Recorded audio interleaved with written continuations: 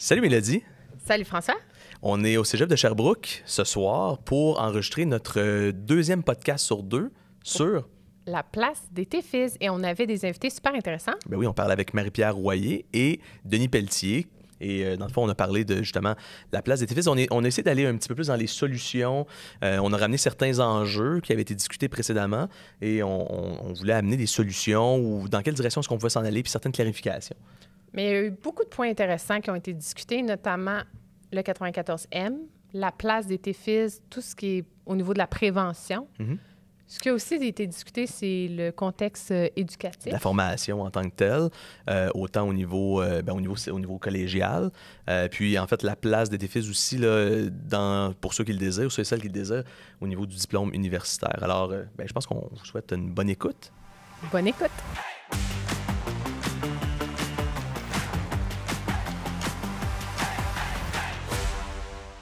Le pouls de la physio est une présentation de Medexa, Physiotech, service d'électrothérapie et médical-tronique. Bonne écoute!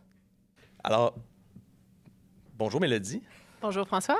Salut Marie-Pierre, Denis. On est avec Marie-Pierre Royer, Denis Pelletier.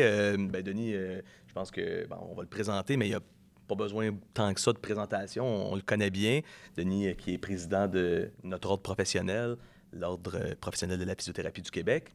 On est avec aussi Marie-Pierre. Merci Marie-Pierre d'être ici avec nous ce soir. Plaisir. Marie-Pierre qui est enseignante au Cégep de Sherbrooke, qui est chargée de cours à l'Université de Sherbrooke, qui est aussi enseignante en formation continue. On est au Cégep de Sherbrooke en ce moment. On s'est déplacé. On va se déplacer à travers le Québec, je pense, Mélodie, là, pour aller rencontrer des gens qu'on trouve intéressants, avec des visions différentes sur la physiothérapie au Québec. Alors, merci d'être là ici. Puis, merci. Bienvenue chez nous. Merci beaucoup de nous avoir invités carrément, là, dans le fond. Là. C'est Denis qui s'est occupé de réserver un espace ici ce soir. Alors, on réaborde certains sujets là, par rapport aux technologues en physiothérapie ensemble ce soir. Puis, on veut amener des pistes de solutions aussi. En fait, il y a probablement des pistes qui existent déjà, mais qui ne sont peut-être pas nécessairement des pistes cachées là, pour les professionnels de la physio.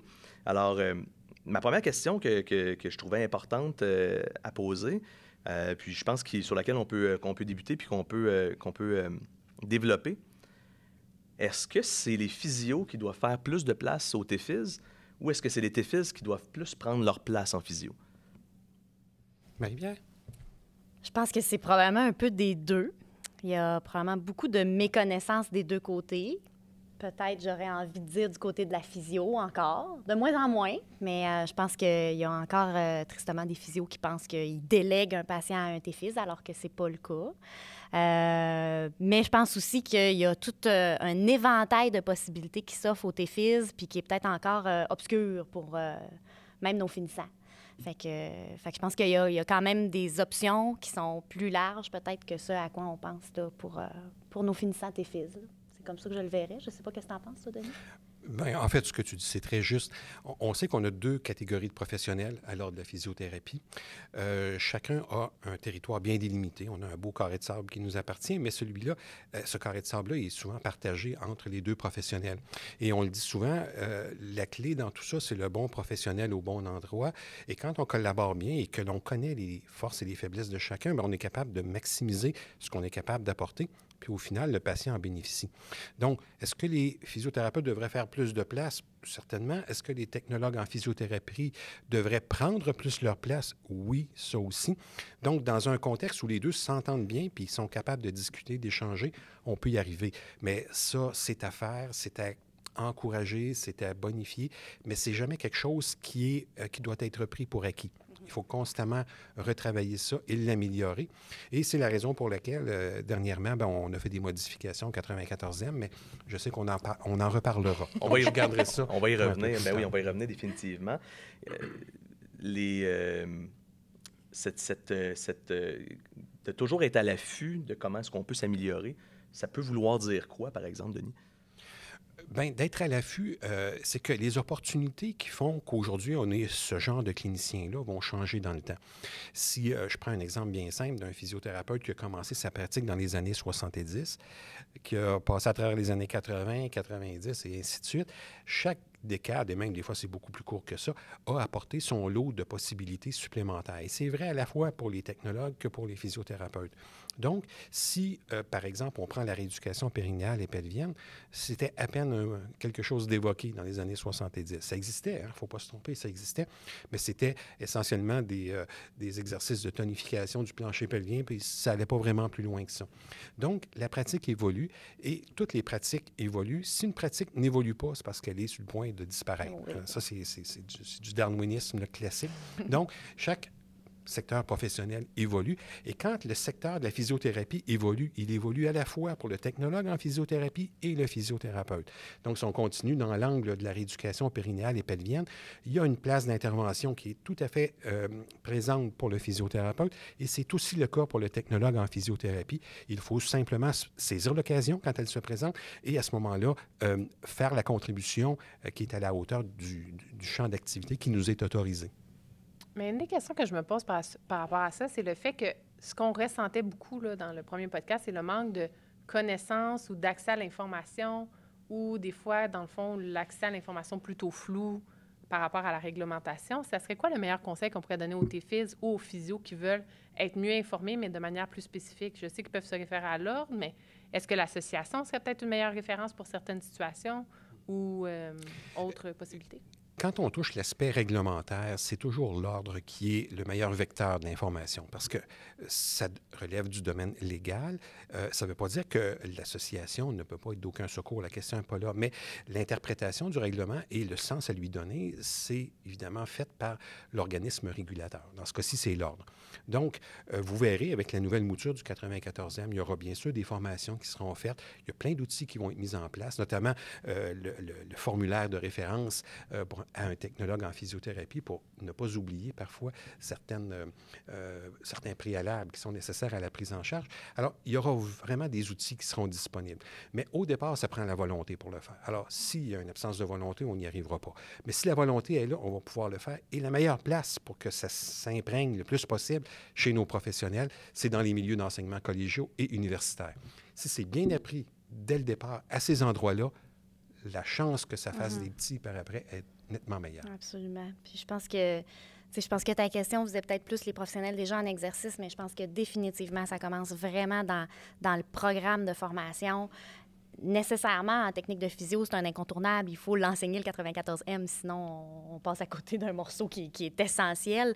Mais c'est aussi super important que ça soit bien compris, bien encodé au niveau universitaire aussi. Tu sais, je pense à un projet qui avait été fait, puis je pense qu'il continue peut-être encore avec l'université ici à Sherbrooke, où est-ce que des étudiants de technique allaient travailler conjointement avec des étudiants de physio sur des cas, de façon à ce que d'abord les étudiants de physio réalisent « OK, le technologue, il connaît des choses », puis aussi, bien, qu'ils puissent s'approprier le règlement ensemble. Fait qu'en tout cas, il y a des choses à penser, il y a des choses à continuer, il y a des choses peut-être à inventer, mais pour s'assurer vraiment que dès la formation, ce règlement-là soit vraiment bien assis puis bien clair pour chaque étudiant, puis qu'il soit repris dans plusieurs cours, là, que ce soit remobiliser ces connaissances-là, puis adapté à toutes les connaissances là, qui...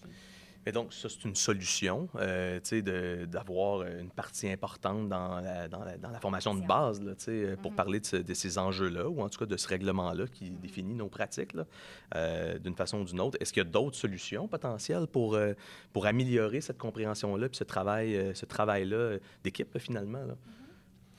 On peut tirer des apprentissages du travail qui se fait, par exemple, dans le domaine de la médecine dentaire. Alors, les dentistes travaillent avec les hygiénistes dentaires, les denturologues, les orthésistes. Vous savez, les prothésistes dentaires, il y a orthèse et prothèse dentaire, il y a un ordre pour ça. Il y a 4 ordres dans le domaine bucco-dentaire. Hein, quand on regarde ça, c'est beaucoup d'ordres. Alors, il y a des complicités, je vous dirais, des liens privilégiés qui se tissent entre des professionnels qui travaillent ensemble depuis un certain temps. Et ça, c'est des liens qui peuvent se renforcer avec le temps. En physiothérapie, nos 2 professionnels sont autonomes. Hein? Les gens l'oublient souvent, ça, mais ce sont 2 professionnels autonomes qui vont aux limites de leur capacité pour offrir des services aux patients. Et si on met à l'avant-plan la préséance d'un patient bien traité et le plus rapidement possible, puis à ce moment-là, rapidement, la complicité va devoir se développer. Si on veut l'encourager un peu plus, comment est-ce qu'on peut le faire? Bon, une fois qu'on connaît ce qui existe puis comment ça peut se faire, c'est déjà une première chose.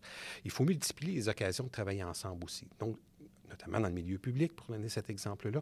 Je pense qu'il faut encourager ce travail-là en complicité parce que ça va nécessiter ça. Et je disais un petit peu plus tôt, je parlais à Marie-Pierre, qu'on avait une rencontre avec le ministre de la Santé aujourd'hui. Puis, la collaboration intra- et interprofessionnelle devient une évidence à laquelle on ne pourra pas échapper. Donc, même si certains sont peut-être un peu plus réfractaires à ça, ça va devenir une nécessité quand même. Alors, on s'en va vers ça. Et généralement, quand on apprend à travailler avec quelqu'un, quand on apprécie le travail de cette personne-là, ça devient une nécessité par après. Et c'est ça qu'il faut tranquillement qui s'installe dans les milieux de pratique. Et on verra, encore là, je pourrais donner des exemples de choses que l'on a faites pour faciliter ce genre d'interaction-là entre professionnels.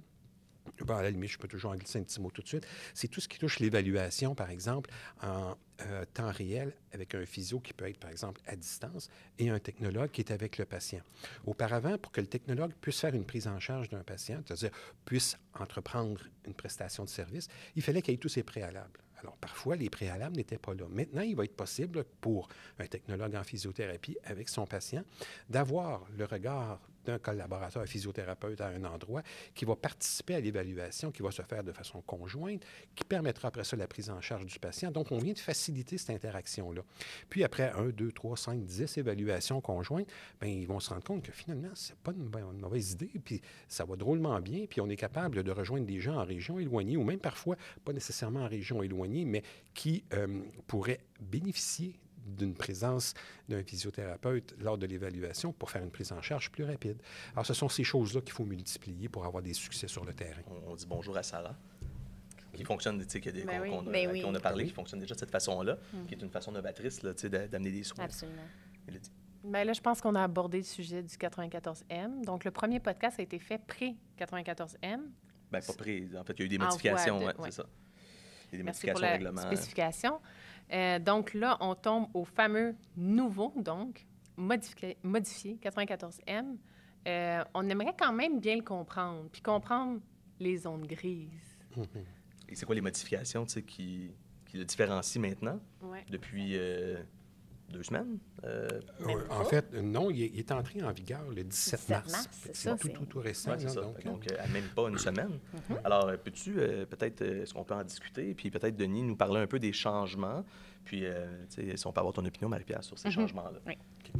Alors, il faut le regarder dans son ensemble, un petit peu plus large que juste l'article 4 du 94e. Parce que il faut savoir que le technologue en physiothérapie, quand il portait le titre professionnel de thérapeute en réadaptation physique, était largement méconnu dans le système. Donc, en 2014, on a débuté 4 principaux chantiers pour les technologues en physiothérapie. Le premier, celui de renommer le programme d'études. Ça peut paraître banal, mais quand on va étudier en technique de physiothérapie, on sait ce qu'on fait. Quand on va étudier en technique de réadaptation physique, c'est pas évident. C'est pas évident, des fois, même pour les gens qui sont dans le réseau. Première chose. La deuxième chose, on va identifier le professionnel adéquatement. Donc, un technologue en physiothérapie, on se doute qu'il est en physiothérapie. On n'a pas d'ambiguïté sur la place qu'il occupe là, dans un service ou dans un hôpital. La troisième chose, on s'est dit, le programme avait été révisé pour la dernière fois en 1997. Ce serait peut-être le temps qu'on le renouvelle. Alors, il rentre en vigueur à l'automne qui s'en vient, et donc c'est un programme qui va avoir été révisé complètement. Et ça, c'est quand même pas banal parce que ça actualise l'exercice de nos professionnels technologues en physiothérapie. Ensuite, bien oui, il y a le 94e, l'article 4. Et à l'intérieur de ces changements, il y a plusieurs changements qui sont à l'intérieur de ça. Bien, il y en a un certain nombre. Bon, j'ai évoqué la téléassistance là, qui permet à un technologue en physiothérapie de contribuer avec un physiothérapeute en temps réel, en fait, en même temps, à l'évaluation d'un patient et éventuellement une intervention pour une prise en charge. Alors ça, c'est un premier élément. Il y a d'autres éléments, je les ai nommés ici. Pour la catégorie 1, par exemple, bien, il sera possible pour un technologue en physiothérapie de voir un patient s'il dispose des préalables qui lui auront été fournis, bien sûr, par le physiothérapeute, par son évaluation, par le médecin, par son diagnostic, mais aussi par une autre personne qui pourrait être une infirmière, qui pourrait être l'ergothérapeute, parce qu'on est dans une situation où on veut maintenir l'autonomie de la personne, on veut optimiser les capacités que cette personne-là a, donc on n'a pas besoin des mêmes préalables qui était initialement dans le document d'origine. Donc, on va pouvoir permettre ça. Et aussi, dans la façon dont il est libellé, on va demander à ce que le diagnostic médical ou l'évaluation du physiothérapeute indique dans les informations le type de structure atteinte et les informations générales pertinentes seulement s'il y a lieu. Donc, le diagnostic médical en lui-même va être suffisant pour être capable de faire une prise en charge, alors ce qui n'était pas le cas. Par exemple, je vous dis, un patient parkinsonien qui arrive en CHSLD, que sa condition elle est connue et contrôlée, c'est suffisant pour être capable de commencer une intervention. Évidemment, si la situation dépérit, ou en tout cas, là, il y a des choses qui seront faites. Mais ça, c'est un des premiers éléments.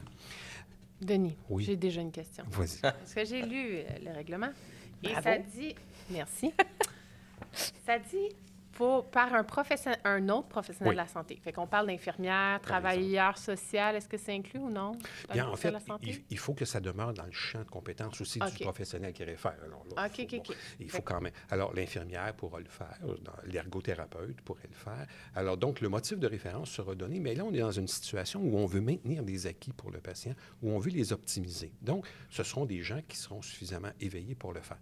Bon, le travailleur social, Non. j'ai des doutes. OK. Ça ne veut pas dire qu'il n'y aura pas une certaine complicité à établir, mais je ne pense pas que ce soit notre premier référent là, de Puis ce là, côté-là. c'était écrit dans les milieux de pratique qui le permettent ou quelque chose comme ça. En fait, il faut qu'il y ait une structure administrative qui permette ça, parce que OK. dans les faits, il faut qu'il y ait une procédure. Comme on le voit dans plein de centres hospitaliers ou dans plein d'endroits ou dans les milieux de travail du milieu public, où il y a des procédures administratives qui le permettent, parce qu'il faut que la personne puisse le faire, l'orienter de la bonne façon, fournir les préalables requis, parce qu'on a quand même des préalables à donner, mais ces préalables-là sont beaucoup plus faciles. Auparavant, ça prenait un médecin ou un physio. Bon, là, on a enlevé ça. Ça ne veut pas dire qu'ils ne peuvent pas le faire. On a facilité ça. Et ça, c'est quand même un élément marquant. On s'en va au privé où il y a un enjeu d'accessibilité. On voit le règlement, on est super content. L'ergothérapeute peut référer maintenant. Si on fait du à domicile, par exemple, À là, au domicile, privé, ouais. tu sais, qu'est-ce qu'il y a besoin d'encadrer cette pratique-là? Puis est-ce que ça peut être un encadrement fait par une entreprise, donc une incorporation? Donc, exemple, François décide de créer un cadre de référence pour les ergothérapeutes vers les TFIS. Ça fonctionne? OK. Là, en fait, vous avez le secteur privé ou les préalables qui devront être mis en place pour des catégories 1 toujours. En fait, le règlement, là, il s'applique que ce soit le milieu privé ou le milieu public. Hein. Vous savez, ça ne fait pas de Intéressant. différence. Ça, c'est une réalité qui est propre. Donc, si vous avez, par exemple, un ergothérapeute qui va dans un soin à domicile, puis il se rend compte que la personne qui est là, mettons qu'elle travaille dans le secteur privé. Alors, l'ergothérapeute se rend compte que la dame a tendance à être plus passive, se mobilise moins souvent, a besoin d'avoir une certaine impulsion, stimulation pour s'activer, bouger, maintenir ses acquis. C'est le genre de référence qui peut être fait. Cependant, ça prend les préalables, c'est-à-dire le diagnostic médical. Donc, s'il est déjà présent dans le dossier du client, OK, on sait, OK, c'est une personne parkinsonienne, prenons le même exemple que tantôt. Elle demeure à domicile. Elle reçoit des soins à domicile. Ces soins-là peuvent être donnés par le privé ou par le public, dépendamment de la situation. L'ergothérapeute y va. Ah oui, OK. Ce serait bon que des premières semaines, cette personne-là reçoive des services de la part d'un technologue en physiothérapie parce que elle n'a pas spontanément l'habitude de vouloir faire ces exercices. Elle a besoin d'une motivation particulière pour le faire. Elle a besoin d'être encouragée. Elle est dans une condition connue et contrôlée. On ne se trompe pas. On a un diagnostic médical. On sait ce qu'elle a. On connaît le portrait clinique de la personne et il n'y a pas de déficience et d'incapacité qui sont actives ou en développement présentement. Donc, on veut faire en sorte que cette personne-là n'a pas, si vous voulez, à attendre l'évaluation d'un médecin qui vient à la maison pour le confirmer ou d'un physio qui vient de faire cette évaluation. On est dans un contexte de maintien et d'optimisation. Alors, pour nous, le fait que ce soit privé ou public, ça n'enlève pas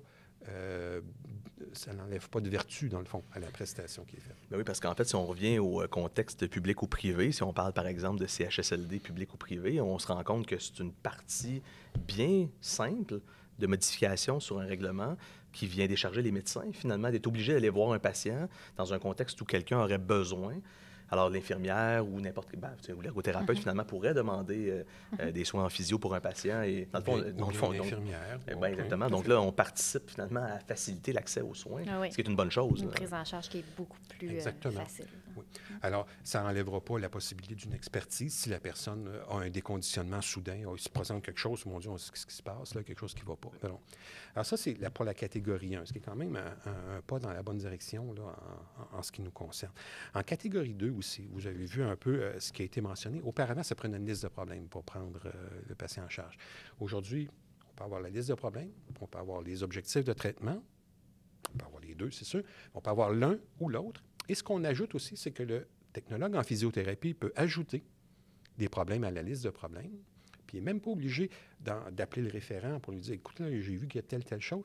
Il n'est pas obligé de le rappeler si la condition qui a été trouvée ne cause pas de problème dans la poursuite des soins ou dans l'évolution prévisible de la condition. Donc, la personne se présente avec une prothèse totale de genou, elle a les caractéristiques classiques des gens qui ont une situation de post-op du genou. La condition évolue bien et elle se rend compte qu'il y a une notion d'équilibre qui est peut-être qui était peut-être pas notée au dossier comme tel, puis que, il faudrait la documenter. Let's go, vas-y, travaille-les, améliore-les, il n'y a pas de problème. Et ça fait partie, en fait, du pattern clinique qu'on peut retrouver dans ces cas-là. Alors, ce qui va de pair avec la situation clinique qui est anticipée, eh bien, la personne peut le prendre en charge, les ajouter, ces problèmes-là, alors qu'avant, elle devait retourner au référent pour qu'il lui confirme. Et ça a été donc enlevé. S'il y a un problème qui est trouvé et que ce problème-là interfère avec l'évolution du traitement, là, oui, il faut référer. L'autre chose aussi, les symptômes neurologiques sont inclus en catégorie 2. Donc, auparavant, on disait, s'il y a de la neuro là-dedans, ça s'en va en catégorie 3. Non. Les symptômes neurologiques, ça reste en catégorie 2. Les signes neurologiques, ça s'en va en catégorie 3. Alors, ça aussi, c'est une ouverture qui a été faite et qui facilite, en fait, la prise en charge. Donc, une situation où une cervico-brachialgie, par exemple, qui se présente chez un patient où la personne a une entorse cervicale, plus tranquillement, la personne a dit « Ah oui, j'ai aussi quelques engourdissements ici et là », on peut poursuivre les soins quand on demeure dans le secteur des symptômes. Mais s'il y a des signes cliniques qui s'ajoutent, à savoir myotome, dermatome, réflexe, ces choses-là, là, à ce moment-là, il faut retourner au référent. Est-ce qu'on peut repréciser la catégorie 2 versus 3? Parce que catégorie 1, j'ai l'impression que c'est clair, mais quand on tombe en catégorie 2 et 3, il y a comme un petit flou qui s'installe, je pense, pour certains thérapeutes par manque d'informations. Pas qu'ils vont...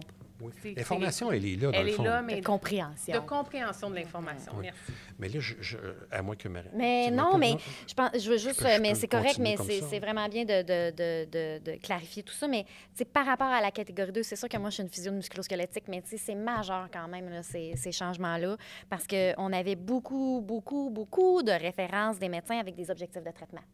Puis là, ben moi, j'enseigne en technique de physio, fait qu'on veut vraiment être by the book. Puis là, ben ce qu'on dit aux étudiants, c'est, les objectifs, ça prend une liste de problèmes. Ouais. Mais on est d'accord que les objectifs de traitement, c'est l'inverse de la liste de problèmes et vice-versa. Ouais. Fait que dans les faits, on aurait probablement été légal, mais quand on enseigne, bien, on veut y aller vraiment au plus parfait que parfait. Fait que je pense que cette modification-là, cet assouplissement-là, ça va avoir vraiment un gros impact. Puis, sérieux, les symptômes neuro, on le sait comment nos patients de vertébrales ont souvent des symptômes neuro. Fait que ça nous... Puis là, ça fait du pouce, dans le fond, sur ta question par rapport à la différence entre la catégorie 2 puis 3. Oui. Qui était l'ancienne puis la nouvelle version. Bien, peut-être avant d'y arriver, tu sais, Marie-Pierre, quand tu dis être by the book, tu sais, c'est quelque chose qui est ressorti là, quand on parle avec des technologues. C'est parfois la crainte d'être illégal, finalement. Tu sais. Donc, je pense que c'est correct. Tu sais, il faut l'être, là, by the book. Je veux dire, les règlements sont là pour éviter les dérapages. Fait que si doucement, on se dit, bon... Bien, c'est qu'on amène un assouplissement qui, tu sais, comme tu le disais, qui était de soi déjà là, dans le contexte de liste de problèmes versus objectif de traitement. Parce que c'est sûr qu'on l'expliquait à nos étudiants. On est conscient là, que les objectifs de traitement, c'est l'envers d'une liste de problèmes. Mais ce qu'on a besoin, c'est une liste de problèmes. Fait qu'on va retourner au référent. Peut-être avant de parler de la différence entre catégorie 2 et 3, tu sais, le technologue, Denis, tu parlais de, par exemple, quelqu'un qui développe des symptômes neurologiques. Est-ce que le technologue est autorisé à ce moment-là de se dire, je vais aller vérifier, par exemple, les réflexes? Et à ce moment-là, qui détermine là, que cette personne-là se retrouve dans une catégorie 3 versus 2? Là? C'est la différence entre un symptôme et un signe. Oui, oui. Ben là, on se fie sur notre auditoire qui Oui, devrait savoir oui, ça. ben oui, mais ça fait un beau pont. Oui, Bravo. exactement. Alors, il faut comprendre que lorsqu'un patient nous arrive, par exemple, avec une entorse cervicale, l'évaluation a été faite, le plan de traitement a été suggéré, ou les objectifs, bref, on a élaboré une liste de problèmes. Alors, il est possible qu'en cours de traitement, le patient évolue. Bien, il est possible, il est fort probable. On le souhaite. l'espère. On On le souhaite. l'espère. Il peut évoluer positivement Évidemment. ou négativement. Alors, les technologues en physiothérapie sont formés pour vérifier les réflexes, les myotomes, les dermatomes. Si le technologue en physiothérapie se rend compte qu'il y a un patient qui a soudainement un réflexe qui est aboli ou réduit, il y a intérêt à le référer rapidement au référent. Si à son évaluation, en fait, à sa collecte de données, il y a un myotome qui est soudainement plus faible, un dermatome dont la sensibilité est disparue, ce sont tous des signes qu'il va reconnaître. Et donc, tout de suite, ça veut dire qu'on le retourne au référent. Le référent physio ou le référent médecin selon les circonstances. Ça s'applique, c'est la même chose. Cependant, si la personne vient pour un tunnel carpien, puis, ouais, là, je sais pas, on dirait que je suis un peu plus engourdi aujourd'hui, ou là, je suis un peu plus de picotement comparativement à ce que j'avais auparavant. Et tout ça. Ah, bien, OK. On est dans les symptômes. On est les symptômes. Bon, OK, continue, là. Si ça empire, tout ça, on pourra retourner. Mais on ouvre un peu plus de souplesse de ce côté-là parce que, vous le savez, en tout cas, quand on a fait de la clinique un peu, on sait que ces symptômes-là peuvent varier, peuvent osciller, puis parfois, c'est simplement parce qu'il y a une inflammation plus importante dans le canal carpien, puis que soudainement, il y a une compression, puis ça crée des désagréments. Puis finalement, 2 semaines plus tard, on n'en parle plus. Mais par contre, il est capable de vérifier certaines réalités au niveau de l'examen neurologique. Et s'il y a des choses qui se présentent, il faut intervenir, il faut l'envoyer au référent à ce moment-là. C'est comme ça qu'on le voyait. Et donc, la catégorie 2, c'est les conditions orthopédiques et rhumatologiques qui n'interfèrent pas avec le processus de croissance, très important, mais qui peut présenter des symptômes neurologiques. Ça se qualifie.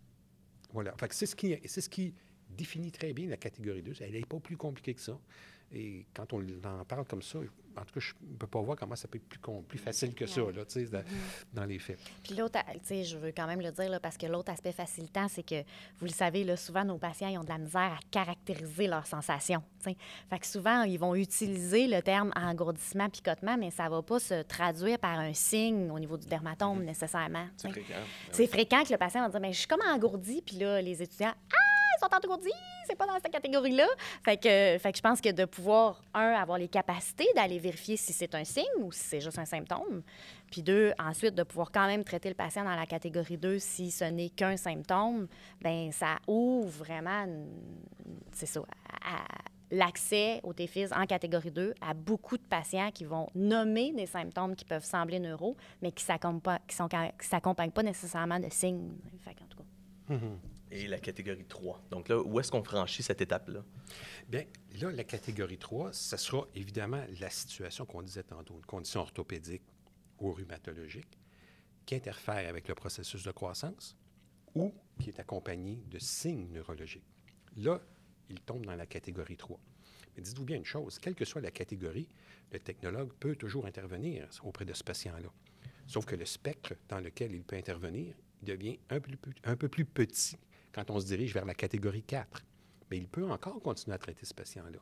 Et vous savez, à chacune des étapes, le champ d'exercice du technologue varie selon la condition clinique à l'entrée. Donc, c'est pour ça qu'on parle de ces catégories-là.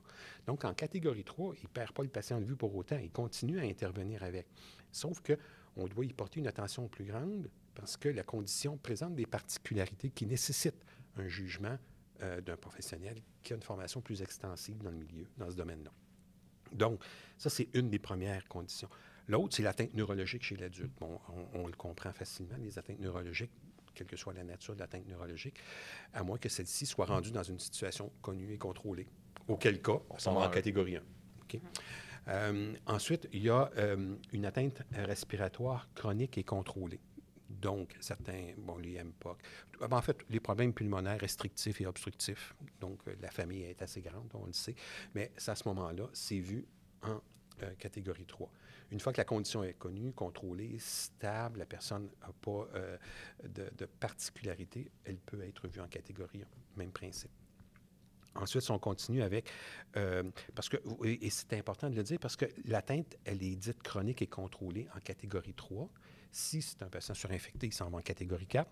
C'est bon, on se comprend. Ici, c'est simplement du maintien, là, puis il n'y a pas de particularité. Il se retrouve en catégorie 1. Et ça, c'est un des éléments importants. Un patient évolue dans les catégories. C'est normal, on n'est jamais totalement dans une. Alors, ça peut arriver que l'on progresse des fois négativement ou positivement. Bien, il faut être capable de s'adapter à la réalité du patient. On a aussi ajouté l'atteinte vasculaire périphérique. Et dans l'atteinte vasculaire périphérique, vous verrez dans le cahier, on inclut là-dedans les lymphédèmes. On inclut évidemment les problèmes vasculaires de toute nature. Puis, on a ajouté aussi les amputations récentes jusqu'à la phase prothétique, qui sont en catégorie 3. Encore là, le technologue peut intervenir. Ils vont intervenir en catégorie 3, mais rendu à la phase prothétique, le patient peut commencer à migrer vers les catégories 2 ou 1, dépendamment de l'état d'avancement là, du soin, du mognon et tout ça. Donc, si il y a quelque chose qui est très bien contrôlé, il est appareillé, ça va bien, puis qu'après ça, il développe un problème au niveau du psoas ou au niveau des fléchisseurs de hanche, bien là, à ce moment-là, il peut être en catégorie 2. C'est pas parce qu'il y a une amputation qu'il ne peut pas être en catégorie 2. Et puis, on a aussi ajouté le profil, bien, on l'a gardé, en fait, le profil gériatrique qui nécessite une investigation. Ça, vous l'avez vu, on le voit aussi des fois en pédiatrie, mais en gériatrie, il y a un patient qui a eu un matin, tu dis, oui, il y a peut-être eu un ICT. Lui, là, cette nuit, là, il me semble que ça ne marche pas, l'affaire, genre d'ischémie cérébrale transitoire. Tu sais. Tu te dis, hier, il était capable de faire ça pourtant, puis là, aujourd'hui, pourquoi faire ça ne marche plus? Là? Vous avez des petits trucs comme ça. Alors là, on se dit, là, il y a un profil gériatrique qui nécessite une investigation. La personne peut, pas besoin d'avoir un ACV, un AVC massif là, pour être capable de voir ça. Mais toujours est-il, c'est le cas. Oui, le cas classique des patients qu'on voit en UCDG. Par exemple, oui, c'est ça. Tu arrives un matin et tu as l'impression que tu ne vois pas la même personne. Là, Qu'est-ce que l'UCDG? Unité de courte durée gériatrique. Merci. Fait qu'une unité d'évaluation, mais qui n'est pas une URFI, où est-ce qu'en URFI, le patient va avoir un diagnostic clair. L'UCDG, le patient n'a pas un diagnostic qui est clair, c'est flou. Pourquoi il a changé? Pourquoi M. Tremblay d'aujourd'hui, c'est pas M. Tremblay d'il y a 3 jours? Fait que c'est vraiment ça, l'UCDG. Si on va... Pardon, je coupe. Si on va dans les zones grises, mettons, la clientèle oncologique, la santé de la femme, la pédiatrie, comment on navigue avec le nouveau règlement, le changement du règlement? Bien, c'est pas compliqué. Tout ce qui n'est pas dans la catégorie 1, 2 ou 3 se retrouve en 4. OK. Tout simple que ça. Donc, il n'y a pas tant de zones grises que ça. Cependant, si tu me dis, bien, OK, moi, j'ai eu une chirurgie pour un cancer du côlon. J'ai été opéré et là, je suis revenu à domicile. Donc, j'ai une condition oncologique active. Je suis peut-être traité en chimio, en radiothérapie, tout ça. Mais je me suis fait une entorse du genou. T'es catégorie 2.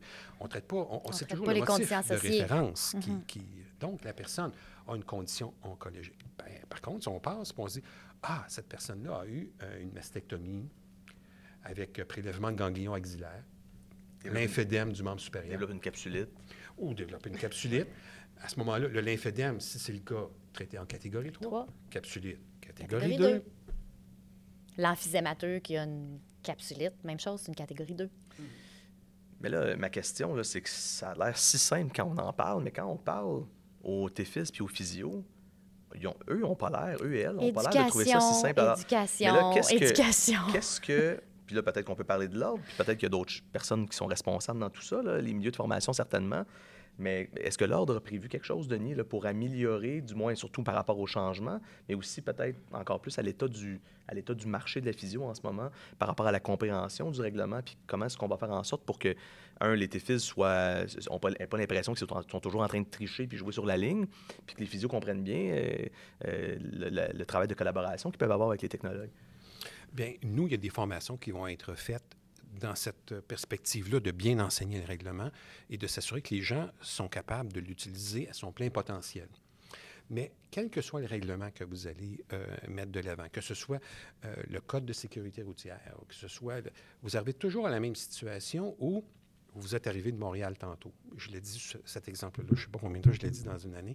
Et là, vous avez probablement excédé la limite de 100 km/h tout le long de On n'aurait jamais fait ça. Non, vous n'auriez jamais fait ça. Cruise control à 99. Maybe que si vous l'aviez fait, vous ne seriez pas arrivé en retard, mais just saying!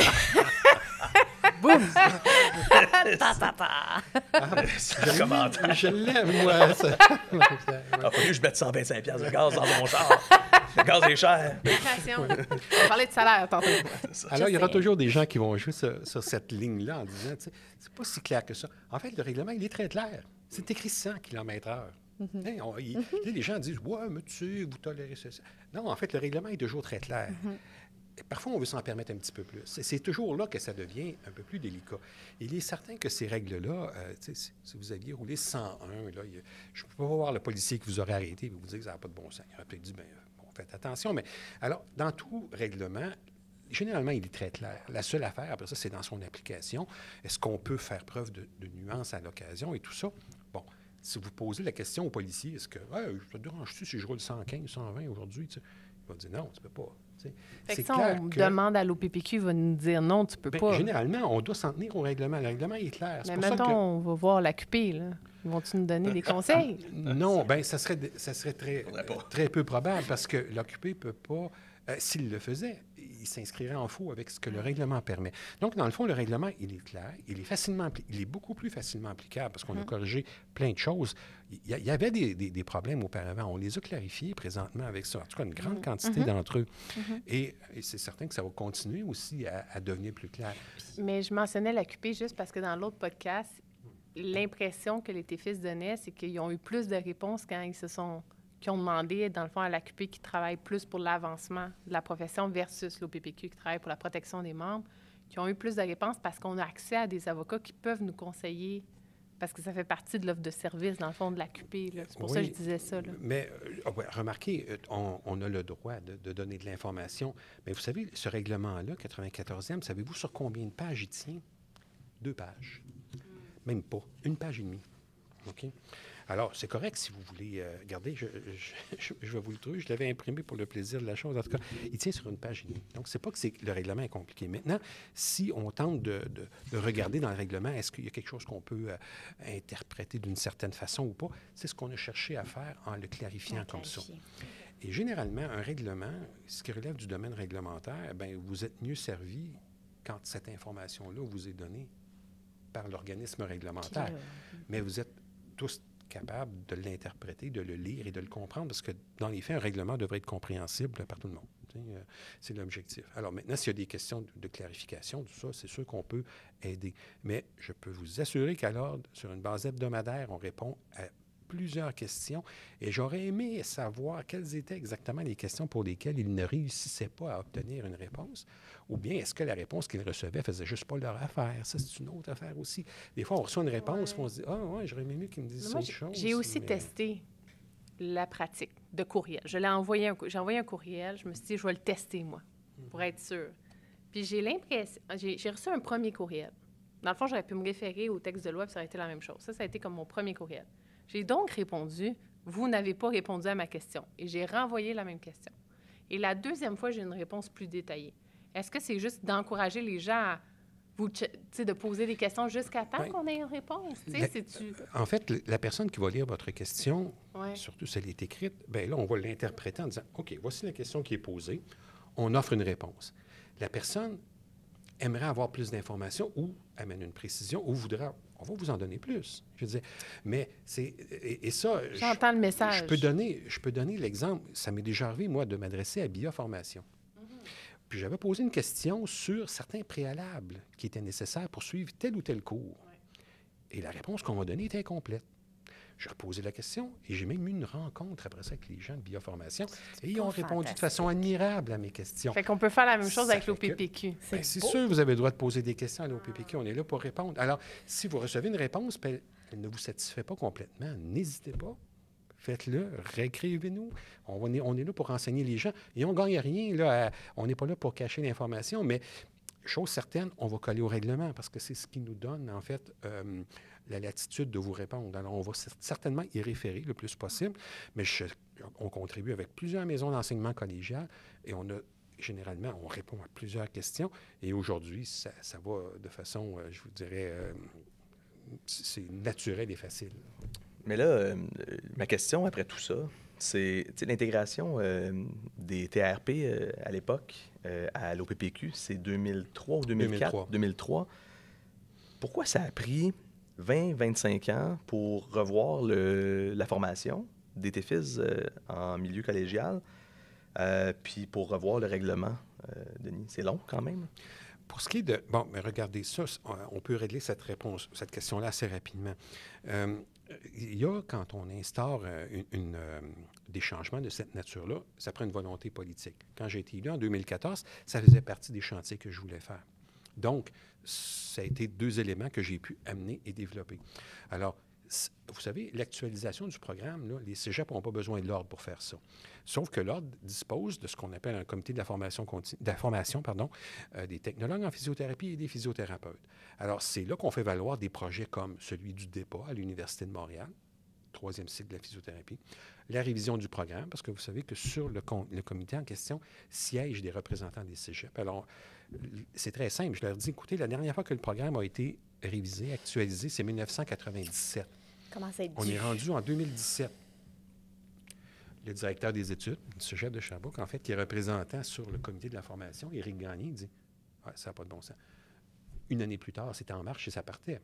Donc, des fois, il suffit juste d'avoir l'idée, de l'amener, de pousser, de le faire. Mais ça aurait pu venir du cégep, ça, cette initiative-là. Et la révision du 94e, c'est la même chose. C'était dans les chantiers que j'avais amenés à la présidence en 2014. Alors, ça s'est fait. Donc, dans plusieurs dossiers, ça c'est vrai dans toutes les sphères, ça prend une volonté politique au départ pour réaliser des choses. Et si cette volonté politique-là est présente, bien, ça se fait. Puis le premier 94M est arrivé en quelle année? En fait, en 2003, il y a eu l'intégration. Il y a eu l'intégration. 2008, si je ne me trompe pas, Denis. J'aurais dit 2011, mais là... OK, mais c'était peut-être plus OK. long. Mais en tout cas, je voulais Parce pas... qu'en fait, non, c'est possible. Là, dans les... Parce que c'était dans le fond, c'est des l'intégration process. portée de des professions à ce moment-là, là, qui venait avec son règlement. C'était une intégration volontaire, en fait. En fait, c'était fortement encouragé. C'était le règlement qui avait été écrit par l'Office des professions à ce moment-là, c'est ça? Oui, ben en fait, c'est un décret. D'abord, il y a un décret décret d'abord, d'intégration. c'est un décret, c'est ça. Et une fois que le décret d'intégration a été mis en application, testé sur le terrain, le décret devient un règlement. Et là, le décret est devenu un règlement. Et il y a eu des petites modifications à ce moment-là qui ont été faites avant que le règlement entre en vigueur.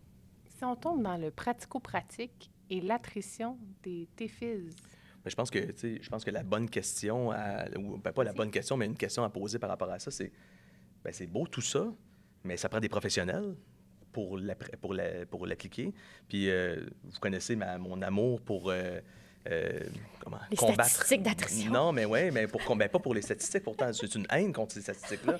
C'est plutôt mon amour pour en parler, en fait, pour améliorer la situation sur le marché. On sait à quel point c'est une c'est une problématique là, quand même en milieu universitaire. Marie-Pierre, est-ce que c'est aussi une problématique, l'attrition chez les étudiants au cégep? Parce qu'on sait que parce que Denis, l'Ordre récemment a publié une recherche interne là, sur la quantité, le temps que les professionnels passent sur le marché du travail, du moins en physio, là, qui sont membres de l'Ordre. Puis on parle d'une courte période de 3 ans en moyenne, je ne me trompe pas, pour les technologues. Pour les TFIS, le taux d'attrition sur 10 ans est de 33 %. Donc, après 10 ans, il y en a 33 % qui ont quitté. Il y en a qui quittent année 1, année 2, année 3. Mais sur un spectre, on a un taux d'attrition qui est aux alentours de 33 % présentement. En physiothérapie, pour les physiothérapeutes, c'est 10 %, un petit peu moins, 9 %. C'était plus élevé que ça par le passé. Donc, et le temps du professionnel en exercice, pour les physiothérapeutes, c'est de 10 ans. Okay? Pour les technologues en physiothérapie, ces données-là sont plus floues parce qu'elles ne sont pas cumulées au niveau national, parce que c'est des données que l'on obtient à travers l'ACP, au niveau canadien. Oui, c'est l'Alliance. C'est pour ça que ça, c'est plus embêtant d'avoir un... Mais comment l'Ordre n'a pas l'ordre des statistiques là, sur quand est-ce que quelqu'un est rentré en pratique puis quand est-ce que quelqu'un n'a pas renouvelé son permis? Oui, c'est ça. Mais il y a évidemment ces informations-là que l'on a, mais il y a des gens là-dedans qui vont faire une réorientation de carrière. Mais on n'a pas tous ces données-là. Ce que l'on sait, c'est qu'on en perd 33 %. C'est le chiffre qu'on peut vous dire là, sur un laps de temps d'environ 10 ans. Et ça, c'est énorme. Est-ce que l'Ordre compte continuer à améliorer, mettons, ces statistiques-là? Parce qu'en fait, pour savoir qu'il y a un problème, il faut bien le voir. Là. Si on veut qu'il y a un problème ou pas, là, ça nous prend des statistiques ou ça nous prend des chiffres pour être capable de bien le réaliser. C'est quelque chose qui peut être mis de l'avant là, d'une année à l'autre? Oui. En fait, on ne peut pas évaluer ce qu'on ne peut pas mesurer. Et ça, c'est un principe de base à l'ordre qui nous anime. Il faut être capable de mesurer les choses si on veut être capable d'agir correctement par la suite. Les maisons d'enseignement universitaire sont, parce que j'ai eu plusieurs échanges là-dessus, on sait qu'ils perdent beaucoup de gens en cours de route et ça les embête autant que ça peut nous embêter. Et sachez que pour une université qui est généralement financée par nombre d'étudiants dans le programme, c'est très lourd sur la facture. Et c'est ça. Alors ça, c'est un élément important pour eux et donc ils documentent beaucoup, ils font beaucoup d'efforts pour essayer de les garder dans le programme avec des succès qui sont variables selon les années, en fait, les admissions. Et il y a énormément d'efforts qui est déployé de leur côté pour essayer de savoir quel est le profil de la personne qu'on va être capable d'admettre au programme et qui va se rendre jusqu'à la fin du programme. Ça fait le pont. Alors, ben là, comment ça se fait à ce moment-là? Parce qu'en fait, moi, les technologues que je connais qui finissent par rentrer à l'université en physio, c'est des gens passionnés par leur domaine et je les vois compléter leur bac maîtrise. Pourquoi les universités, on a personne on a chargé de cours, mais on a personne qui est responsable de l'admission à l'université ici ce soir? Pourquoi les universités n'admettent pas davantage de technologues et pourquoi est-ce qu'il n'y aurait pas un pont qui pourrait favoriser un peu comme le DEC-BAC chez les infirmières, par exemple, qui pourrait favoriser une entrée plus massive des technologues sur le marché, ce qui répondrait à une demande du marché, carrément. Là. Bien, j'ai pas la réponse, bien entendu, parce que je suis chargée de cours. Mais ce que je peux... Puis, tu sais, Denis pourra compléter, mais tu sais, moi, en tout cas, vraiment juste ma vision comme chargée de cours à l'université, c'est que les étudiants TFIS qui sont finalement admis au programme de physio restent au programme de physio et finissent leur carrière. Fait que quand l'étudiant a fait tout son DEC en technique de physiothérapie, sait que c'est ça sa vocation, décide d'aller en physio, faire son 4 ans de bac maîtrise, il va rester. Puis il va probablement rester à la profession. Pourquoi les universités... Tu sais, ça, il y a peut-être parce qu'on peut vouloir faire des tests psychométriques, mais il me semble un bon test psychométrique, c'est quelqu'un qui a décidé de retourner en physio étudier encore après avoir fini un diplôme en physio. Absolument. Après avoir fait des stages. C'est certain que pour l'étudiant TFIS, c'est beaucoup plus difficile de se démarquer au niveau de sa cotère que pour un étudiant qui est en sciences DEC générales. Fait que c'est sûr que pour eux, c'est une situation qui est vraiment triste. Parce que ça va être difficile pour eux de se démarquer puis de réussir à rentrer selon les critères d'admission des différentes universités. Mais pour l'instant, ils sont à peu près mêlés à la communauté collégiale en général. Ça dépend des universités. Là. Ils ont tous leur façon de faire. Mais... Bien, en fait, ce que tu dis, c'est bon, vous le savez, en tout cas, ça se sait de plus en plus. Il y aura 2 nouveaux programmes universitaires de physiothérapie là, qui s'en viennent. Donc, un à l'Université du Québec à Trois-Rivières et fort probablement un à l'Université du Québec en Outaouais. Donc, ça, c'est 2 bonnes nouvelles déjà pour le nombre. Mais ce que vous dites, moi, je peux vous dire que j'en rêve. Là. J'aimerais ça un jour que cette passerelle-là soit aussi facilitée pour les étudiants de technique de physiothérapie au niveau universitaire, mais ça ne dépend pas de l'ordre. Ça, l'ordre ne contrôle pas ça et ça demande à ce moment-là vraiment une volonté d'une maison d'enseignement universitaire de concrétiser ça. Mais ça m'apparaîtrait une excellente idée. Puis surtout, en tout cas, l'argument de l'attrition peut probablement être un bon argument parce que, en tout cas, j'ai pas de chiffre là-dessus, mais juste mon feeling, là, c'est que ces étudiants-là vont rester davantage parce qu'ils savent à quoi s'attendre. Ils ont fait des enseignements cliniques, ils ont fait des stages, ils connaissent la profession, ils connaissent le domaine de la physio. Fait que, puis ils sont bons, ils réussissent bien parce qu'ils ont été bien formés. Par Marie-Pierre. C'est Sherbrooke. Petite question, Marie-Pierre. Toi, tu es en contact avec beaucoup de gens étudiants en TFIS, mais aussi avec beaucoup de TFIS, j'imagine. C'est quoi le pouls que tu ressens? Qu'est-ce que tu voudrais leur dire des fois que tu leur dis pas ou que tu leur dis, peut-être? Mais, tu sais, concrètement, là, on a parlé beaucoup de règlements, beaucoup de théories, mais concrètement, sur le terrain, qu'est-ce que tu ressens? Qu'est-ce que tu trouves dommage? Puis ça serait quoi le message que tu aurais pour eux, là? Bien, il y a plusieurs choses qui me viennent en tête, mais la première chose, moi, que je leur dis, c'est article 39.4. Mais encore. Fait que l'article 39.4, dans le fond, c'est l'article qui permet puis Denis, tu me corrigeras, là, mais c'est l'article qui permet aux TFIS de voir des patients, c'est pas une prise en charge, mais de voir des patients hors règlement 94M dans un but de prévention, promotion, information. Fait que moi, je suis une physio qui est ultra vendue prévention, éducation de ses patients. Et je sais pas comment le formuler, mais tu sais, j'aimerais ça, puis j'ai vu un peu les travaux par rapport à l'actualisation du programme, puis même encore, je reste un peu sur ma faim parce que je voudrais qu'il y ait plus de place de fait à la prévention. Puis c'est comme si c'est juste le petit deuxième choix au cas où, tu sais. Puis juste le podcast que vous avez fait avec Sarah, c'est fantastique qu'est-ce qu'elle fait parce que dans le fond, tu sais, c'est beaucoup, bon, elle va de la catégorie 1, mais tu sais, on s'approche de ça. Mais de pouvoir agir avec toutes les belles connaissances que le TFIS a, mais dans un but de prévention auprès de n'importe quelle clientèle. Puis là, ils sont plus attachés par « il me faut mes préalables, dans quelle catégorie est mon patient, etc. » Fait que, tu sais, il y a d'autres professions qui prennent cette place-là présentement. C'est ça. Le kinésiologue, par exemple. Pour ne pas le nommer, qui sont super bien formés aussi, mais pas nécessairement avec une clientèle qui présente des problèmes de santé, qui présente, par exemple, des risques de conditions musculo-squelettiques. Je pense aux usines, je pense aux travailleurs de bureau, je pense à, tu sais. Fait que moi, c'est mon premier message aux TFIS que je leur fais dans leur premier cours dans le programme, c'est « think outside the box », puis réaliser que quand je vous parle de l'article 39.4, là, ben, c'est tout un grand pan de votre profession qui pourrait être dédié juste à ça. Mais c'est difficile parce que ces jeunes-là veulent travailler en clinique, traiter des patients. Ils ont une autre vision de leur profession. Mais ça, c'est intéressant parce que moi, comme physiothérapeute, c'est la partie que j'adore le plus de ma profession. C'est l'éducation, la prescription d'exercice, changement d'habitude de vie, l'enseignement. C'est ça qui me stimule plus pour moi que ma thérapie manuelle. Mais c'était peut-être qu'en début de carrière, tu trouvais ça plus glamour, la thérapie manuelle. Oui, mais ça je pense que les nouvelles évidences scientifiques vont vraiment vers ça. Fait que des fois, c'est là que tu réfléchis. Je pense qu'il manque peut-être de sensibilisation ou à quel point c'est hot de prescrire un exercice finalement. Absolument. Ou à quel point ça vaut la peine. Puis c'est là que tu as une influence aussi au niveau global là, sur le système de santé. Tu sais, je veux dire, je réfléchis en parlant, mais peut-être que si ça arrivait plus tôt dans le cursus, que ça serait plus intégré dans leur cheminement, je sais pas. Mais moi, c'est vraiment ma prise. L'article 39.4, c'est vraiment comme... Mais tu sais, il y a une réalité marketing. Là. Dans le fond, le programme, autant les programmes universitaires que le programme de technique, attire des gens basés sur ce qui me laisse miroiter aux étudiants du secondaire qui veulent rentrer dans un programme au cégep ou aux étudiants du cégep qui veulent rentrer dans un programme universitaire.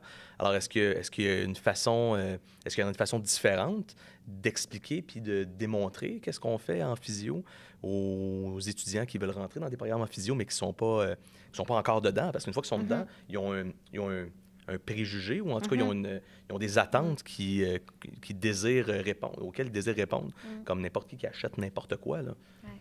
Bien, je pense que d'abord, si on en faisait plus de prévention en physio, que ce soit par les TFIS ou par les physios, déjà, la population en général aurait aussi cette vision-là de nous. T'sais. Ah, elle m'a expliqué c'était quoi une hernie discale, elle m'a expliqué pourquoi je l'ai faite, mon hernie discale. Fait que je pense que d'abord, si on travaillait auprès de la population pour qu'ils comprennent mieux ce pan-là de notre pratique, puis bien, après, c'est de donner les faits aux étudiants pour qu'ils puissent choisir de façon éclairée. Là. On peut sortir complètement ou à peu près là, de notre sujet de ce soir, mais est-ce que ça intéresse la population, la prévention?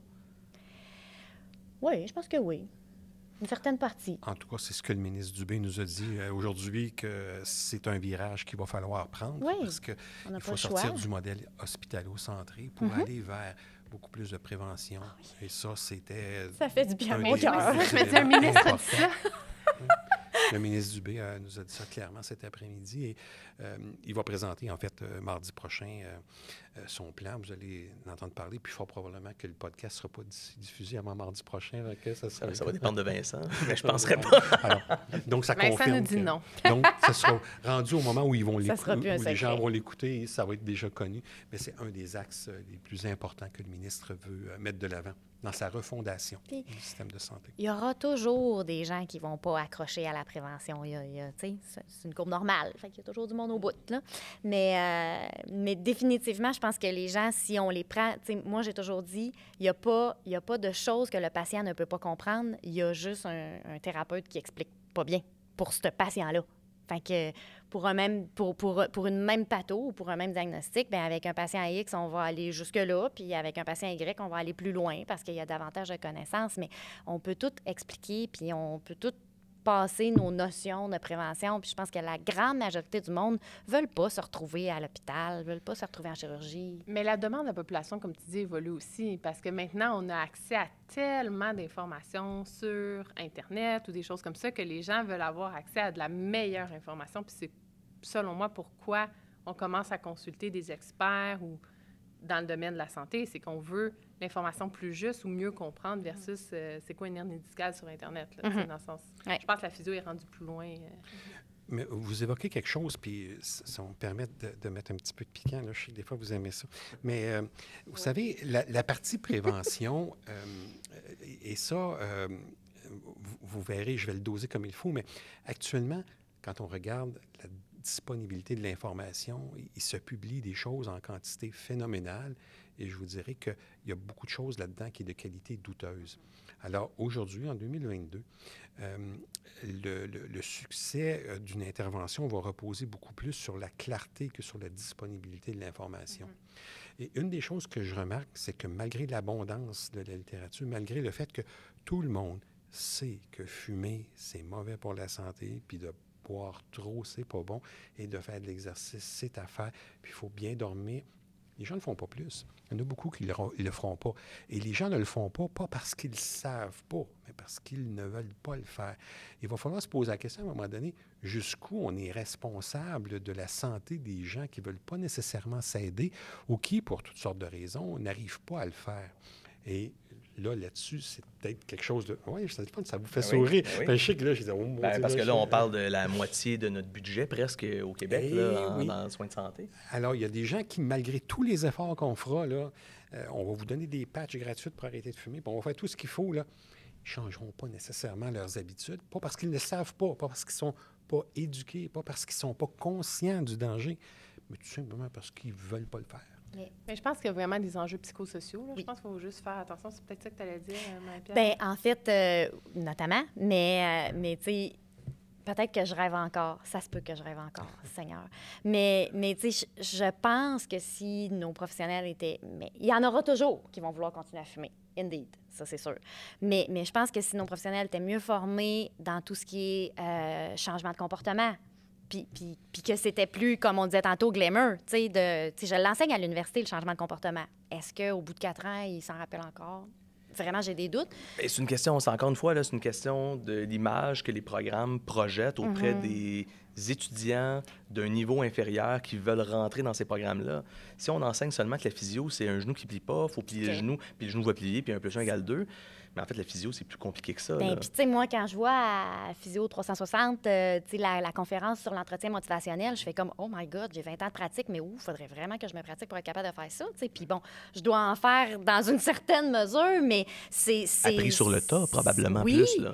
Mais ces habiletés-là sont essentielles. En tout cas, je pense vraiment que ces habiletés-là sont essentielles pour nos professionnels de l'avenir pour justement ramener un peu de ce monde-là qui ne veulent pas nécessairement tant que ça se prendre en main, puis les amener par eux-mêmes à avoir des changements de comportement, puis à par eux-mêmes, puis avec de l'aide, en fait, parce qu'on parle, dans la recherche, on parle de 50 de 50 de nos interventions sont d'origine non spécifique. Mais en fait, c'est pas non spécifique, c'est juste quand tu fais une étude en physio, bien, peut-être que tu vois pas l'impact spécifique de la relation d'aide, de la relation thérapeutique. De tout ce que tu as jasé versus le hands-on que tu as fait sur lui. Alors, si on parle de 50 de nos interventions, est-ce que c'est 50 de la formation? On est, je pense, loin de là. Il faut juste faire attention parce que tu sais, je veux pas...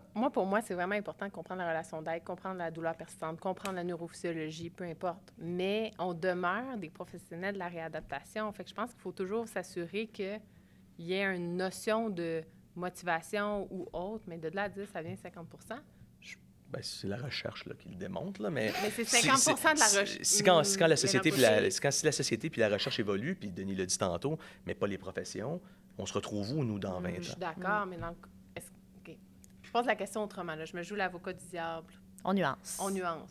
Si c'est 50 des traitements qui devraient être psychologiques, est-ce que nos patients devraient être vus en parallèle avec plus de professionnels dans le domaine de la psychologie aussi. Ou est-ce qu'on devrait avoir davantage de compétences? Oui, je pense à que ce c'est ça. niveau-là?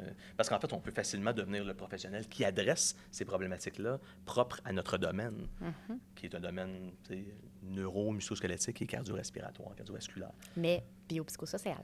Bien, on travaille avec des humains, tu sais, je veux dire, je pense qu'on n'a pas vraiment le choix de l'adresser. Absolument. Puis, tu sais, il fut un temps, là, si on revient là, en termes d'éducation, puis même moi, ça fait 15 ans que je pratique, à quel point est-ce que ça a été adressé dans mon diplôme, puis à quel point est-ce qu'on en parle aujourd'hui, on est on est quand même, je ne vais pas dire des années-lumière, là, mais je veux dire à une certaine différence.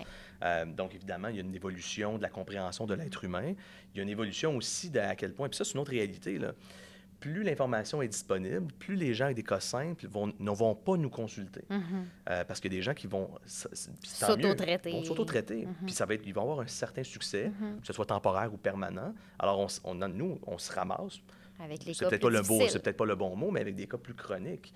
Puis, est-ce que la chronicité en douleur, par exemple, est-ce que c'est une population en augmentation ou en diminution en 2022? Bien, je pense que si on avait à faire un pari, ça serait probablement une proportion plus importante. Il faudrait faire un autre podcast sur tous les effets de la société, Ah sur, oui, sur, ça, tu sais, parce qu'il on y a, y il y a revient. Il faut un quand même autre mode, aller... là. Moi, je vous emmène ailleurs. Là. Je suis 100 d'accord Vas-y, que le Mélodie. physio devrait traiter les composants de biopsychosocial. Je le fais dans ma pratique, j'encourage à le Et faire. le technologue. Et le professionnel de la physiothérapie. Le professionnel de la physio. Ouais. Mais, d'un côté, il y a tout ce qui est pratique et avancé et l'ouverture des champs d'expertise. Je pense qu'il y a moyen aussi que le physiothérapeute ou le TFIS, dans son éducation, soit plus formé sur des clientèles qui sont les mal-aimées, des fois, du réseau de la santé. Exemple, le vestibulaire, les commotions cérébrales. Mais un n'empêche pas l'autre. Un n'empêche pas l'autre, mais mon point, c'est que si, à un moment donné, le programme est juste 50 psychologique... Ça prend un doctorat en physio maintenant. En fait, Mais c'était pas ça l'objectif. Mettons qu'on parle des TFIS. Oui. Ils vont voir beaucoup de populations en Mais tu sais, douleur chronique. Puis mais là, ils vont on aussi- jase, là, mais tu sais, moi, j'ai décidé d'aller en physio parce qu'il y avait le petit gars dans l'ancien compte qui faisait de la physio dans la piscine, tu sais. Vous autres, vous savez pas c'est quoi? Pas toute l'ancien Moi, compte. je sais c'est quoi l'ancien Oui, l'ancien compte. Il y a eu 8 séries dans Jamais l'ancien écouté compte. ça. Oh, Seigneur, Écoutez l'ancien Jésus. compte. Mais tout ça pour dire que cette image-là du physio qui traite un patient, puis j'amène pas une piste de solution, là, je fais juste jaser, là, mais cette image-là du physio ou du TFIS ou du whatever qui traite un patient, elle est encore très ancrée, que ce soit chez les étudiants en TFIS ou chez les étudiants en physio. Fait que autant les étudiants TFIS, il faut travailler fort pour les amener vers la prévention puis un autre mode de pratique. Autant les étudiants physio, si on leur explique le 94M puis qu'ils ont envie de penser qu'ils vont faire juste l'éval, c'est comme « Oh, Seigneur, my God, je veux pas faire juste l'éval. » Fait qu'il y a une évolution, je pense, qui doit se faire aussi juste comme par elle-même. Il y a une évolution intrinsèque de la profession. De la profession, pardon, puis je pense qu'on est en train de la vivre. Je ne sais pas si, Denis, à chaque année, on se dit qu'on est en train de la vivre puis ça change tout le temps ou que dernièrement, on a... Je pense que tu disais qu'il y a eu un push quand même, autant pour les TFIS que pour les physios. Un désir de changement, peut-être? Bien, comme je l'évoquais un petit peu plus tôt, une profession qui n'évolue pas, c'est une profession qui est appelée à disparaître, Oui. qui va mourir. Donc, ça relève un petit peu du darwinisme là, dans le domaine professionnel. Puis, ça, c'est présent. La profession évolue, mais elle évoluera aussi pas nécessairement juste pour survivre. Hein. Ce n'est pas nécessairement notre cas. Elle va se développer pour être capable d'apporter des solutions à des problèmes concrets que les gens vivent sur une base quotidienne. Il ne faut pas oublier, par contre, qu'on demeure à un niveau où notre champ est quand même bien défini. Donc, on commence par faire quoi? Bien, on fait, oui, de la prévention, de l'éducation, tout ça. Par la suite, on évalue. On évalue essentiellement des déficiences et des incapacités. Pour faire quoi? Pour identifier certains problèmes. Dans quel système neuromusculo-squelettique cardio-respiratoire? On fait un plan de traitement, mais c'est quoi la finalité de nos interventions? C'est le rendement fonctionnel optimal. Donc, nous, on veut que la personne qui est devant nous, qu'elle soit amputée, quel que soit le problème qu'elle a, puisse être fonctionnellement active. Donc, on est dans le domaine de la santé physique. Ça ne veut pas dire que parce qu'on traite un patient dans le domaine de la santé physique, que l'on ne doit pas considérer sa dimension psychosociale. Mais c'est là que l'interprofessionnalisme aussi joue un rôle. Alors, il y a des gens qui sont experts dans le domaine psychosocial et on ne doit pas se priver de leur contribution pour rendre nos interventions encore plus efficaces. Ça ne veut pas dire que nous, on ne doit pas en tenir compte dans nos stratégies d'intervention, des stratégies behaviorales, des stratégies cognitivo-comportementales. Ça dépend toujours comment est-ce qu'on l'aborde, mais ça, c'est quelque chose qui doit être présent dans nos interventions. mais on doit quand même concentrer nos interventions sur le domaine de Pas la compétences finalité. qui est le nôtre et qui est notre finalité. Donc, de là, la petite nuance que j'apporterais peut-être. Là. Bien, c'est une réalité, puis je comprends bien qu'est-ce que tu dis, Denis, mais en même temps, si on revient sur, par exemple, ce qu'on voit en termes d'attrition chez les professionnels de physio qui quittent, beaucoup sont choqués par l'importance de cet aspect relationnel-là dans l'efficacité de leurs interventions et vont trouver ça pas suffisamment objectivable pour rester. Ça va les décevoir, en fait. C'est comme si on éduquait peut-être les professionnels de la physio comme des ingénieurs, puis une fois rendus sur le terrain, ils se rendent compte qu'ils ont moins d'ingénierie à faire et plus d'humanité. Parce qu'on ne travaille pas avec un matériau. Exactement. Puis en fait, c'est une réalités qui amène l'attrition au niveau des étudiants, au niveau des finissants. L'espèce de choc entre ce que j'ai appris puis ce que je vis sur le terrain. Évidemment, j'imagine que ça existe dans toutes les professions puis tous les métiers. Mais tu sais, je pense que, en fait, peut-être que la réalité d'adresser cette problématique-là viendrait aider, du moins, les nouveaux professionnels lorsqu'ils arrivent sur le terrain. Mais je pense qu'il y a une différence entre de sensibiliser les TFIS et les physios ou d'adresser ça dans le cadre du cours versus un pourcentage de formation. Tu sais, dans le sens, c'est ça qu'il faut. Bien, je faisais une comparaison. Là. Je veux dire, c'est que les sensibiliser, c'est évidemment les éduquer aussi, là, avant qu'ils rentrent dans le diplôme, puis une fois qu'ils sont dans le diplôme. Ouais. Peut-être une chose aussi qu'il ne faudrait pas oublier, c'est que cette réalité-là que l'on voit en physiothérapie comme étant bien épouvantable, de 9 % de gens qui quittent la physiothérapie comme physiothérapeute, vous savez, à l'ordre, il y a plusieurs personnes qui quittaient la profession, ne renouvelaient pas leur membership parce qu'ils s'en allaient faire de la gestion dans le milieu hospitalier, mais c'est leur formation initiale qui leur permettait d'atteindre ça. Au niveau des technologues, ce que l'on voit, c'est une recherche d'autonomie professionnelle plus grande. Alors, les gens vont faire de l'ostéopathie, vont faire d'autres choses, et par le biais d'une profession ou d'une activité non réglementée, ils peuvent en faire plus. Alors là, à ce moment-là, ils se disent, bien, je préfère abandonner ce titre professionnel-là, non pas parce que je n'ai pas encore la passion de soigner des gens, mais parce que je veux le faire d'une manière un peu plus complète ou un peu moins encadrée, en fait. Donc, c'est peut-être là aussi qu'il faut comme nuancer l'un et l'autre. Et c'est pas parce que le goût de soigner ou de s'impliquer dans le domaine de la santé devient absent, mais c'est plus parce qu'ils veulent aller vers autre chose aussi. Alors, outre l'actualisation du règlement pour les technologues et évidemment du diplôme, mais qui va quand même prendre un certain temps avant que ça s'applique. Là. Ça débute à l'automne. Ça débute à l'automne, mais ces professionnels-là ne seront pas majorité sur l'espace du travail instantanément. Là. Qu'est-ce que l'Ordre peut faire, par exemple, là, de plus pour éviter cette situation-là avec les technologues? Bien, il faut encourager la formation continue. Et ça, c'est des choses que vous allez voir venir. Quel sera le rôle du technologue en physiothérapie en rééducation vestibulaire, en rééducation périnéale et pelvienne? On le voit en douleur chronique, ça évolue aussi constamment. Alors, il va falloir que le 94M soit optimisé. Alors, vous savez, le technologue en physiothérapie peut traiter des patients en catégorie 4. C'est permis. C'est correct, ça se fait. Mais il faut falloir vraiment qu'il y ait ce changement-là qui s'installe, en fait, chez les professionnels pour qu'on potentialise leur travail au maximum. Et ça, l'Ordre va en faire la démonstration, va l'encourager, va le faire connaître. Mais c'est sûr que les milieux de pratique sont évidemment les endroits qui vont devoir changer de mentalité aussi.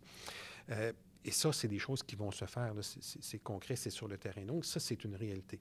Vous savez qu'il y a des technologues en physiothérapie qui sont dans des équipes de recherche maintenant. Absolument. On en a des exemples de plus en plus fréquents. Donc, ce sont simplement des situations où leur place devrait être prise. Et aujourd'hui, dans le réseau, il y a de plus en plus de places non comblées pour des technologues en physiothérapie, ce qui est quand même pas banal, parce qu'à une certaine époque, c'était moins florissant que celui-là. Et avec ce que le ministre de la Santé nous annonce, je pense que l'avenir se révèle plutôt radieux pour les professionnels de la physiothérapie. C'est difficile de reprendre ça. Non. Radieux. Ah. C'est gros. Radieux. Oh oui, et même, je dirais que j'aurais pu utiliser un qualificatif encore plus haut. Ouais. Dans le fond, ce qui nous limite actuellement, c'est pas tant la capacité de s'investir dans des champs de développement intéressants, mais c'est le nombre de personnes disponibles pour s'investir dans ça.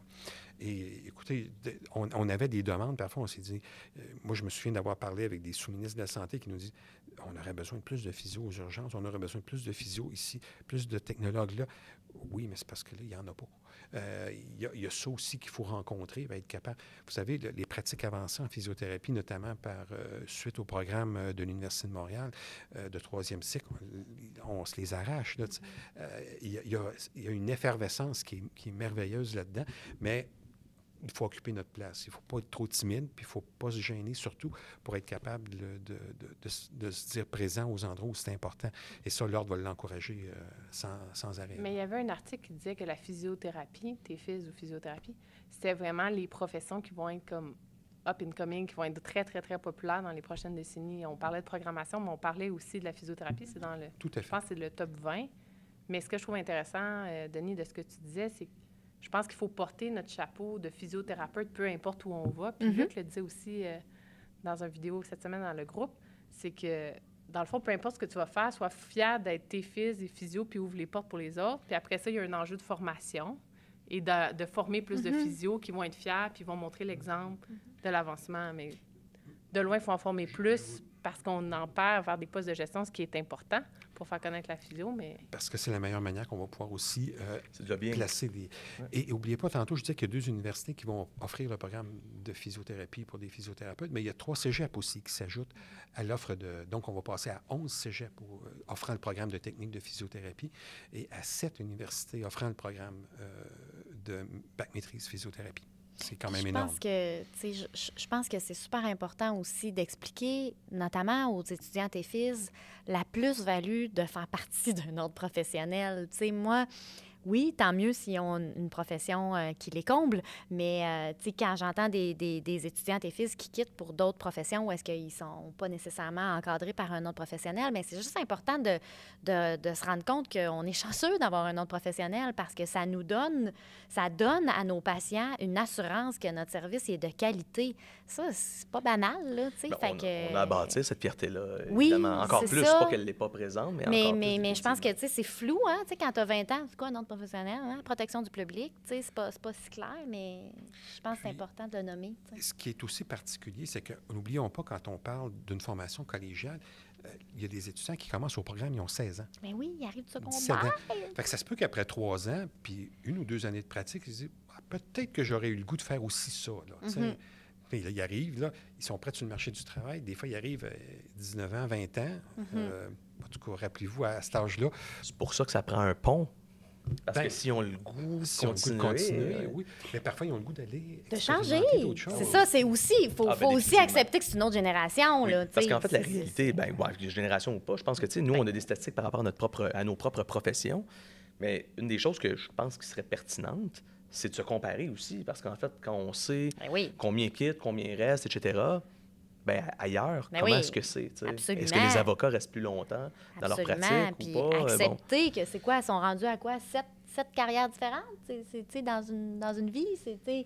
Fait que c'est normal aussi qu'il y ait un petit mouvement. C'est important le temps que tu restes dans ta carrière, mais c'est aussi la fierté et la reconnaissance que tu as dans ta carrière. Je pense pas qu'il y a la notion de, OK, il y a des gens qui quittent la profession, il y en a qui font plus de traitement à tous les jours. Mais je pense que si tu portes ton chapeau de physio toute ta vie, que tu portes ton chapeau de TEFIS toute ta vie où tu changes un modèle pour physio ou pas, peu importe la profession que tu vas faire, que tu te rappelles qu'un jour, tu es passé par ces bancs d'école-là, puis que ça a changé ta façon de pratiquer et ta façon de travailler et d'être, peu importe. Je pense que c'est plus ça. Moi, la première, je travaille peut-être... une journée semaine en clinique maintenant, mais à tous les jours, je vais appliquer des concepts que j'ai appris, puis j'en suis fière, puis je les utilise autant pour traiter, pas traiter mes tu vas le voir, le patient dans la rue qui n'a pas sa canne du bon bord. Ça se peut que je l'arrête. Ça se peut que tu y appelles. On approche proche du mot de la fin. Mais je m'en voudrais de ne pas aborder un sujet quand même important, puis je ne veux pas finir sur une note négative, mais une des choses qu'on entend parler beaucoup, étant donné que la technique est exclusive ou unique là, au Québec, c'est des assurances dans le système privé, le remboursement des assurances auprès des technologues sur les soins qui sont offerts. Qu'est-ce qu'on fait avec ça? Parce que c'est une réalité avec laquelle on est prise. Tu sais, je suis bien conscient que l'ordre ne peut pas y faire grand-chose, mais là, ce serait le rôle de qui là, d'essayer de continuer à faire des... Qu'est-ce qu'on fait avec ça, là? Bien, si on regarde du côté de l'ordre, on sait qu'il y a des assureurs qui couvrent les services de physiothérapie qui sont soit offerts par des physiothérapeutes ou des technologues en physiothérapie. Il y a des compagnies d'assurance qui, pour toutes sortes de raisons, décident de ne pas rembourser les soins offerts par les technologues en physiothérapie. Et ça, c'est le propre d'une structure privée qui regarde son rendement par rapport à ce qu'elle va offrir à des gens qui veulent payer les primes d'assurance. Et ça, nous autres, à l'ordre, on a souvent eu la chance de parler aux personnes qui sont impliquées là-dedans puis qui nous disent « Ah, nous, dans le package, on va offrir plus, mettons, comme de la masso, on va offrir plus d'autres services, par exemple, connexes, qui vont avoir peut-être un effet plus vendeur sur notre police d'assurance ou notre couverture, parce qu'on va couvrir le physiothérapeute pareil. Fait que ça va finir par... Alors, ce sont des gens qui vendent des couvertures d'assurance. Bon, et ça s'exprime comme ça. C'est pas parce qu'ils ne le savent pas. Ils le savent. C'est pas parce qu'ils considèrent que les soins sont de moins bonne qualité ou tout ça. Non. Ils c'est veulent qu'ils disent, vendre leurs produits. question business, pour nous, c'est meilleur. Rendu là, cet argument-là, nous, on ne peut pas le challenger parce qu'on se dit, bien, écoutez, vous ne rendez pas service à la population en faisant ça. T'sais. Là, ils te regardent en voulant dire, bien, nous autres, les personnes qui nous importent, c'est nos actionnaires. Hein? Vous le savez, c'est le domaine de l'assurance. Et c'est tout à fait légitime de leur part de l'amener comme ça. Mais il y en a, je pense, les assurances de Desjardins, il y a plusieurs groupes comme ça. Aucun problème, ça fonctionne très bien. Il y en a d'autres que c'est plus réticent. Puis, c'est malheureusement la réalité que l'on observe là, sur le terrain là-dessus. Et c'est dommage parce que je pense que ça pourrait être mieux, mais on a un pouvoir d'influence qui est quand même limité rendu là. Bien, merci d'avoir... Mélodie, peut-être avais-tu quelque chose à ajouter par rapport à... On va finir sur une meilleure note. Oui, bien, c'est peut-être notre... Donc, Marie-Pierre, Denis, François. Oui, bonjour. Un mot pour les TFIS? On finit avec ça? Vous avez une ou deux phrases, max. Bien, de se permettre d'être audacieux, de se permettre de think outside the box, de se permettre d'inventer des choses qui respectent la réglementation, mais c'est ça. Je pense que j'ai été claire. Voilà. Très clair. Denis, c'est à ton tour. En fait, ce que peuvent accomplir les technologues en physiothérapie dans le système de santé actuel, c'est très, très, très significatif. C'est important, c'est majeur, et avec une collaboration plus étroite avec les physiothérapeutes et les autres intervenants, c'est une profession qui pourrait rayonner de très belle façon. Puis, je pense qu'on y arrive lentement. Mais on y arrive. François? Bien, en fait, ça passe par peut-être... Est-ce que le mot changement de culture est trop fort, mais du moins une amélioration, une évolution de cette culture-là, peu importe le milieu de pratique. Je pense qu'en tout cas, quand je regarde un petit peu la discussion qu'on a eue aujourd'hui, je pense qu'il y a un beau soleil qui rayonne là, sur nos deux professions, mais majoritairement sur la profession de technologue. Peux-tu ajouter quelque chose? Ben, vas-y. Être fier. Être fier de leur titre, être fier de leur formation. Ils ne sont pas moins. Être fier, je pense que c'est... besoin de mieux connaître, de connaître le champ de pratique, la réglementation, puis de naviguer là-dedans. Puis c'est hot, là. Fait que finalement, moi, j'aime la prévention, j'aime l'éducation, j'aime prendre en charge des patients, j'aime des clientèles diversifiées. C'est toutes des choses qui sont accessibles aux TFIS. Absolument. Puis c'est bien plus hot que bien des choses les physios peuvent faire. Mais en tout cas, J'espère que d'en avoir parlé, ça va avoir fait une petite différence, du moins. Là. Oui. Je pense que c'est une des raisons pour lesquelles on en parle. Alors, d'en parler publiquement, je pense que ça fait du bien à tout le monde. Oui, puis n'oublions pas aussi que ces changements-là vont être là et présents à la hauteur de l'implication que les technologues en physiothérapie voudront bien mettre dans le développement de leur profession. Et ça, c'est essentiel. Les technologues et les physios voudront bien mettre. Bien, ça va de part et d'autre. Ça fonctionne des deux côtés, oui. Oui. C'est ça qu'on a défini au début du podcast. Bien, définitivement. Marie-Pierre Royer, Denis Pelletier, merci énormément d'avoir été avec nous ce soir. Grand plaisir. Bien, on se reparle une prochaine fois. Merci beaucoup. Merci. Merci. François, oui. C'était tellement un bon podcast. C'était succulent. Succulent. Je dirais extraordinairement enrichissant. Une extase. Que je peux pas battre ça. Donc, on vous invite à nous suivre sur les réseaux sociaux, Mélo Meilleur ou Frankie Physio. Gênez-vous pas, nous envoyez vos questions et commentaires. Ça nous fait toujours plaisir de vous parler. À la prochaine. À la prochaine.